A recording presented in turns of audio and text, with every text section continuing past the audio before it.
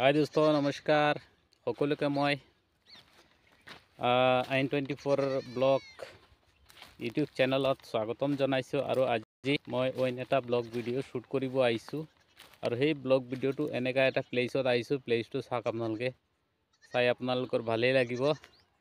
আৰু ৰমজান মাহ ৰোজাৰ মাহৰ দিন, ৰোজা ৰাখি ইমান কিবা কিবি ক'ব পৰা নাযায়, কষ্ট লাগে। তথাপিও মই আপোনালোকৰ কাৰণে মই সেই এৰিয়াখিনিত আহিছোঁ খোজকাঢ়ি। আৰু মই গোটেই দিন ৰেষ্টতো নাছিলোঁ, ৰাতিপুৱা ওলাই গ'লোঁ। আমাৰ ইয়াৰ পৰা প্ৰায় 50 কিলোমিটাৰ দূৰ হোজাই শংকৰদেৱ নগৰত গৈছিলোঁ, কিবা এটা কাম আছিলে।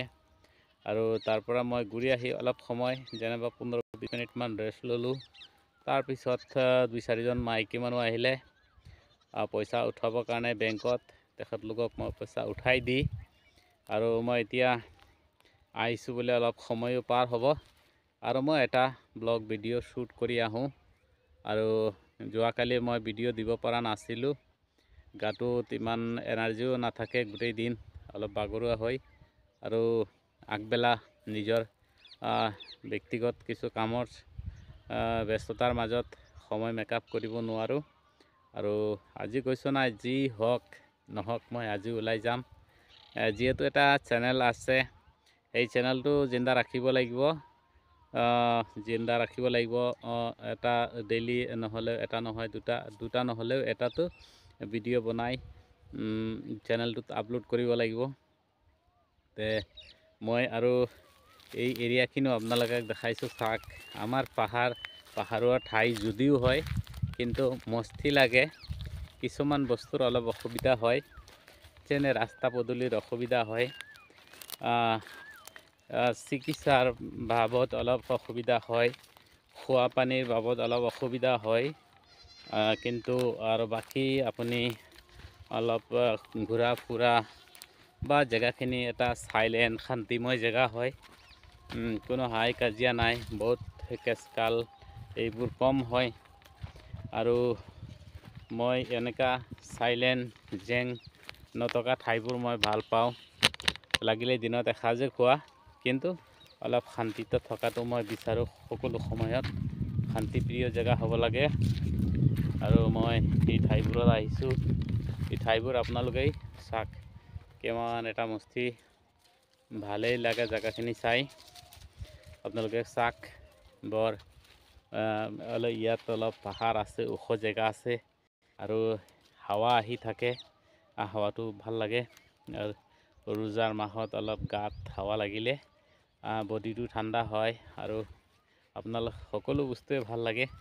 কিন্তু এইবাৰ আজি কেইটা ৰোজা গ'ল, চাহেদ আজি 8টা ৰোজা গ'ল, 8টামান ৰোজা পাৰ হৈছে, কিন্তু গম পোৱা নাই। আল্লাহৰ কৃপা, এই ৰোজা সোমোৱাৰ পিছৰ পৰা দিনবোৰ ঠাণ্ডা গৈ আছে। ঠাণ্ডা হওক গৰম হওক, ওপৰৱালাৰ নিৰ্দেশ পালন কৰিবই লাগিবই। যেতিয়ালৈকে ইয়াত আত্মা আছে, জীৱ আছে, আল্লাহৰ দিয়া জীৱ, সেই জীৱ কষ্ট দিব লাগিব। সেই জীৱটোক, সেই আত্মাটো কোনে দিছে, সেই শৰীৰটো কোনে দিছে, তেওঁৰ হওক। তেওঁ এই শৰীৰটোক যেনেকা ৰাখে আৰু সেইটোত আমাৰ কোনো অধিকাৰ নাই। তেওঁৰ নিৰ্দেশ সকলোখিনি আমি ঈশ্বৰ আল্লাহৰ নিৰ্দেশ সম্পূৰ্ণখিনি পালন কৰিব লাগিব। তেওঁ আমাৰ সৃষ্টিকৰ্তা, তেওঁ আমাৰ কৰ্তা, তেওঁ ভাল বেয়া সকলো আৰু সকলোৰে আসমান জমিন চন্দ্ৰ সূৰ্য হাৱা বতাহ সকলোৰে মালিক যেতিয়া তেওঁ, মইনো কোন? কিয় এই শৰীৰটো বনাইছে কোনে? তেওঁহে বনাই দিছে। তেওঁ যদি এতিয়া মোক নিমিষতে নেস্তে নাবুদ কৰি দিয়ে, মইনো কি কৰিম? একো কৰিব নোৱাৰিম। যাৰ কাৰণে তেওঁৰ সম্পূৰ্ণখিনি নিৰ্দেশ পালন কৰিবই লাগিব। তেওঁৰ যদি নিৰ্দেশখিনি আমি ভালকৈ পালন কৰোঁ, তেন্তে তেওঁ আমাৰ প্ৰতি আকৃষ্ট হ'ব, তেওঁ আমাক ভাল কৌশলে ৰাখিব। তেওঁ সন্তুষ্ট যেতিয়া হ'ব, আমাকো তেনেকৈ সন্তুষ্ট কৰি ৰাখিব।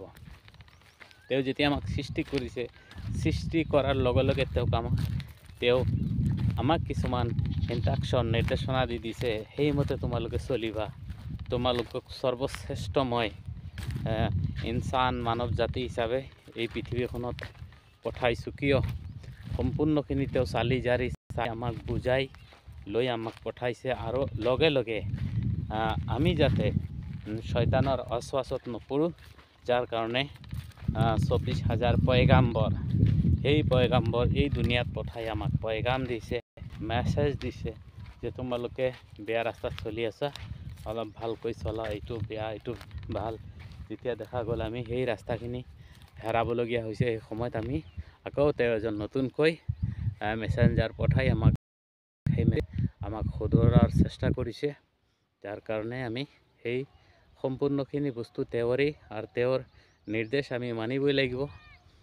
গতিকে মই সৰ্বশেষত সকলোকে মই এইটোৱে, আমাৰ যিমান মুছলিম ভাই আছে, সকলো মুছলমান ভাই ককাই দাদাক, বহুতো আমাৰ মুছলমান এনেকুৱা আছে তেওঁলোকে ৰোজা কি বুজি নাপায়, নকৰে, অমান্য কৰে। কি ৰোজা ৰাখিম ভাই? মই এটা কথা, মই মৌলবী মুফতি নহয়, মই আপোনালোকৰ দৰে এজন অশিক্ষিত ব্যক্তি।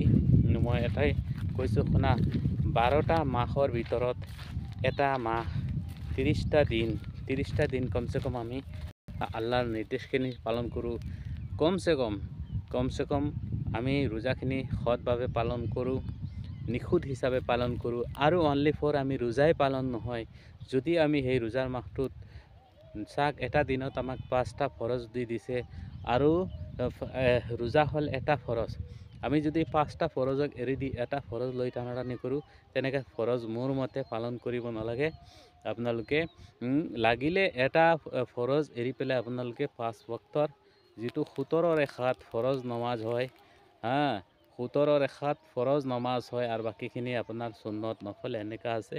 মই সেইটো কাৰণে কৈছোঁ চবচে বেষ্ট হ'ব আপুনি যদি এই লঘোণত থাকি আপুনি এটা ৰোজা পালন কৰাতকৈ আপুনি এই ৰোজাৰ মাহৰ উচিলাই আপুনি 5 ওয়াক্ত মছজিদলৈ যাওক আৰু নমাজখিনি আদায় কৰক। এইটোৱে চবচে বঢ়িয়া হ'ব বুলি মই ভাবোঁ। কিন্তু এটা ৰোজা ৰাখি হাত ভৰি নাই, না জোহৰ আছে, না আসৰ আছে, না ফৰজ আছে, না এশা আছে, না তাৰাবি নমাজ আছে, তেনেকুৱা নমাজতকৈ আপোনালোকে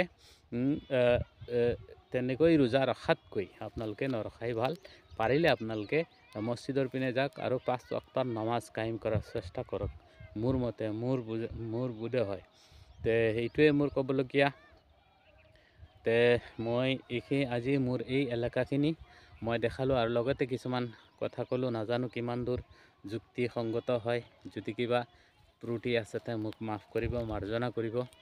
আৰু সৰ্বশেষত মই আপোনালোকক সেইটোৱে কামনা কৰিলোঁ, আপোনালোকে মোৰ অসমবাসী সকলো জাতি জনগোষ্ঠী, সকলো ধৰ্ম নিৰপেক্ষ সকলোলৈ মোৰ মাহে ৰমজান মাহত শুভেচ্ছা জ্ঞাপন কৰিছোঁ। আৰু মই আল্লাহ ঈশ্বৰৰ ওচৰত প্ৰাৰ্থনা কৰিছোঁ, আমাৰ অসমত যিমান জাতি জনগোষ্ঠী, সকলো জাতি জনগোষ্ঠীয়ে যাতে মিলা প্ৰীতিকৈ এই পৃথিৱী থকালৈকে যাতে ভাতৃত্ববোধ বুজাই ৰাখি সকলোৱে শান্তিৰে শৃংখলাৰে যাতে নিজৰ পুত্ৰ কন্যা মাতৃ পিতৃ সকলোক লৈ সুখ শান্তিৰে জীৱন কটাব পাৰে, সেয়ে বিচাৰি মই আল্লাহৰ ওচৰত প্ৰাৰ্থনা কৰোঁ। আৰু সকলোকে মই আন্তৰিক শুভেচ্ছা জনাই আৰু সকলোৰ পৰা মই শান্তিময় দিন আৰু মোৰ কাৰণে আশীৰ্বাদ বিচাৰিছোঁ সকলো জাতি জনগোষ্ঠীৰ পৰা। তো আজিলৈ মই ইমানতে, আৰু আগলৈ মই এনে টাইপৰ ভিডিঅ'বোৰ দি থাকিম। আৰু মই মোৰ চেনেলটোক সকলোবাসী মই অনুৰোধ জনাইছোঁ, মোৰ চেনেলটোক আপোনালোকে ছাবস্ক্ৰাইব কৰিব, আয়ন 24 ব্লগ ইউটিউব চেনেলটোক। আৰু আগলৈ মই এনেকুৱা ভাল ভাল ভিডিঅ' কণ্টেণ্ট বনাই দিয়াৰ চেষ্টা কৰি থাকিম। আৰু মোৰ যদি কথা কিবা ভুল ভ্ৰান্তি হৈছে সকলোৱে মোক মাফ কৰিব, ক্ষমা কৰিব। আৰু মই আজিলৈ ইমানতে শেষ কৰিছোঁ।